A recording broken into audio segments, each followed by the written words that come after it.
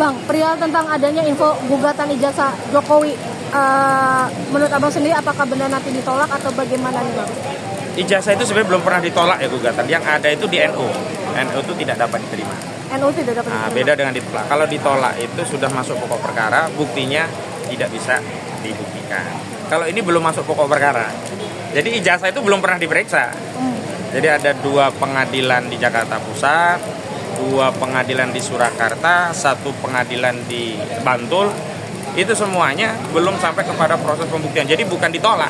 Istilah hukumnya itu NU atau tidak dapat diterima. Kalau dalam konteks pembuktian ya belum ada yang menang yang kalah, belum ada pembuktian bahwa ijazah itu asli atau tidak. Nah, mungkin apa sih bang yang membuat pembuktian itu tidak belum bisa dikatakan menang ataupun kalah? Apa memang Itu mau melindungi barang busuk dugaan kami. Kalau barang itu bagus ngapain sih di NU? Masuk aja pokok perkara, dibuktikan, selesai, jadi legitimate. Kenapa semua pengadilan melakukan NU atau tidak dapat diterima dengan menyatakan tidak berwenang mengadili perkara? Nah itu yang kemudian membuat publik makin yakin, oh ini barang bermasalah.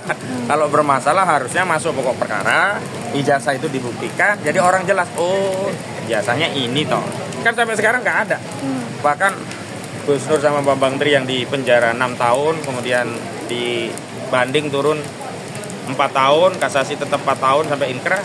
Itu bukti fisik ijazahnya tidak pernah ada. Padahal dia dituduh mengedarkan kabar bohong, ijazah palsu. Ijazah aslinya tidak pernah dihadirkan di persidangan.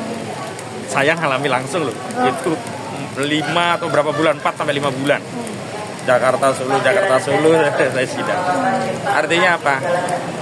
Ya saya sering menyatakan bahwa saudara Joko Widodo itu menempuh jalan yang keliru untuk meyakinkan publik atas kepemilikan ijazahnya asli. Semestinya kalau dia ingin meyakinkan publik ijazahnya asli ya dia tunjukkan. Bukan dengan bikin lapor polisi, memenjarakan orang, membawa ke pengadilan. Entoh faktanya setelah ada orang di penjara, Gus Nur Bambang Tri, publik tetap saja tidak percaya bahwa ijazah itu asli. Artinya ya senang berbuat dolim jadinya, menjarain orang gitu. Nah, Mas di sisi lain juga kan Mas Roy Suryo juga lagi urgent juga lagi fokus juga tidak hanya di ijazah Pak Jokowi, tetapi juga ada di ijazah Mas Gibran ya, lagi kontroversi juga begitu ya. Apa sih yang menjadi hal mendasar dari Mas Roy sendiri akhirnya Mas Gibran pun yang mendasari dalam latar belakang ini kan terkait dokumen publik yang nanti itu bisa menjadi sarana orang punya kewenangan publik, yang dengan kewenangan publik orang tadi bisa membuat kebijakan publik, yang kebijakan publik itu akhirnya berdampak kepada seluruh rakyat.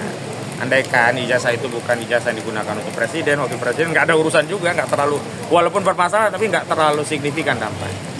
Contoh hari ini kita lihat ada kasus banjir di Sumatera ya, Sumatera Barat, kemudian Sumatera Utara dan Aceh.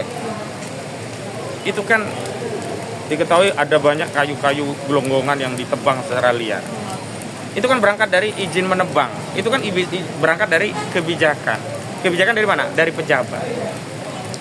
Karena itu kita tidak boleh melihat ini urusan disederhanakan seolah-olah hanya urusan selembar dokumen, tidak. Karena selembar dokumen itu bisa menjadi syarat untuk jadi pejabat, pasal 169 Undang-Undang 7 2017 tentang pemilu.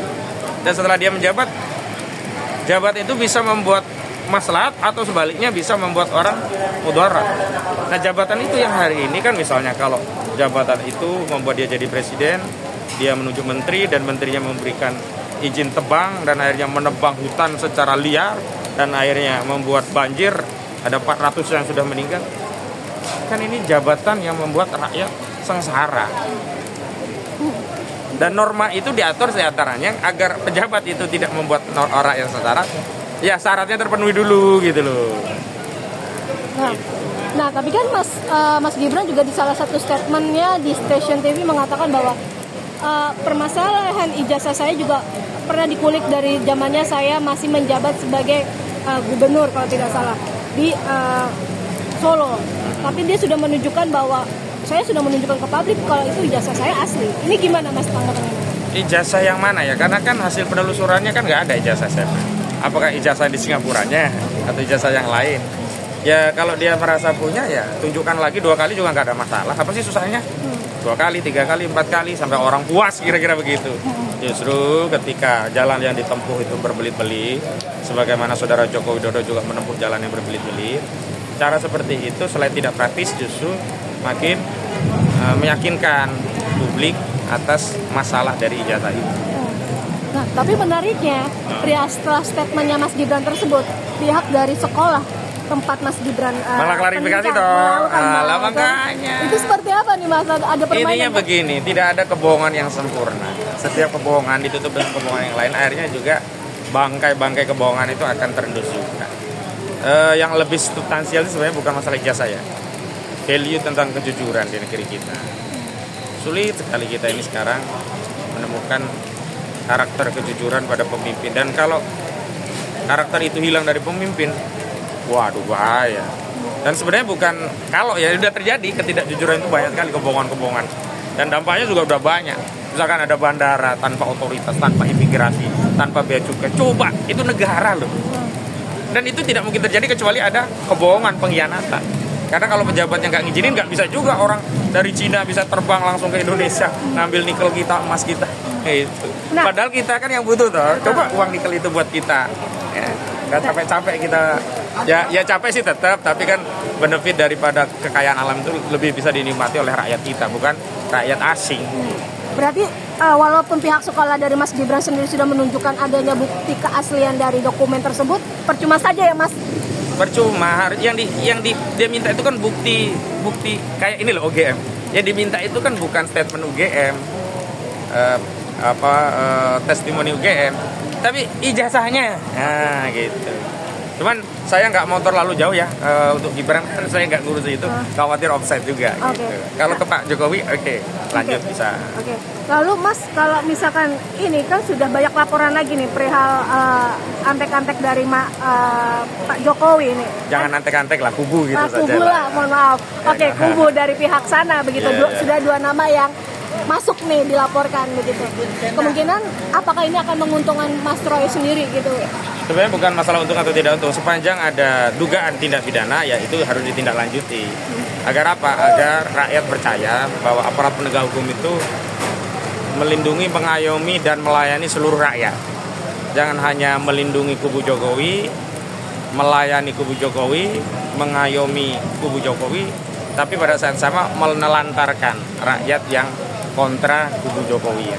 Hari ini makanya kita juga tadi buat laporan itu hanya untuk memastikan apakah pelayanan dari sentra pelayanan kepolisian terpadu di Polda Metro Jaya itu benar-benar melayani rakyat. Tidak peduli apakah rakyat itu pro Jokowi atau kontra Jokowi. Sebab kalau pelayanan itu hanya untuk kubu Jokowi diterbitkan LP sementara yang lainnya tidak, maka sulit untuk menghindari stigma bahwa aparat hari ini jadi pelayannya kubu Jokowi. Nah berarti kepercayaan masyarakat terhadap penguasa berkurang dong? Iya, makanya jangan ambil resiko kehilangan kepercayaan masyarakat. Kalau kehilangan kepercayaan Jokowi cuma 1 orang, tapi kalau kehilangan kepercayaan, dan ketika ya pelayanan itu diberikan secara seimbang sama, itu juga nggak mengurangi haknya kubu Joko Widodo karena mereka kan sudah bikin laporan, sudah diterima juga gitu loh. Kecuali ketika kita bikin laporan diterima punya mereka kemudian dihapus lapornya, itu berarti nggak adil gitu. Tinggal terima saja, semua yang lapor diterima, semua yang lapor diproses ya. Sehingga apa?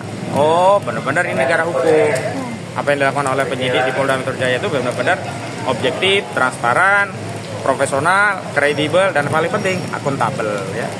Sebab kalau tidak ada akuntabilitas dalam proses penyelenggaraan penegakan hukum, mohon maaf ya, taruhannya tadi delegitimasi, kepercayaan publik menjadi hilang. Akhirnya apa? Akan terjadi apa yang disebut dengan homo homini lupus, manusia serigala bagi manusia lain. Orang nggak percaya penegakan hukum, akhirnya orang main hakim sendiri, atau kalau di istilah hukum disebut ikan rahting. Ya udah, kalau nggak setuju sama orang, marah, ajar aja deh. Lapor polisi juga dicuekin. Kalau ada yang malingnya dibakar aja deh. Lapor juga malah petugasnya capek ngelayani. Kan kita nggak mau seperti itu. Nah, berarti dalam kata lain adalah nasib gugatan-gugatan yang ada di Jawa, di Jogja dan di Jakarta, berarti kurang lebih akan berakhir sama kalau saya lihat. berakhir seperti apa nih Mas penegasan? Ya berakhir sama itu di NU. Nah, disitulah yang kemudian kita mau uji di tingkat pidananya begitu. Karena kalau perdata nggak ada konsekuensi penjara, kan ditolak biasa aja. Lah kalau pidana, kalau yang satu diterima kan berakhir penjara, yang satunya masa nggak diterima? Kalau mau penjara-penjara ya semua dipenjarain. Kalau mau bebas-bebasan semua dibebasin. Jadi jangan ada orang meneliti kok dianggap menghina, mencemar, merendahkan. Pada saat yang sama orang itu melakukan tindakan editing, kemudian manipulasi data elektronik, menyebarkan kabar bohong, tidak diproses.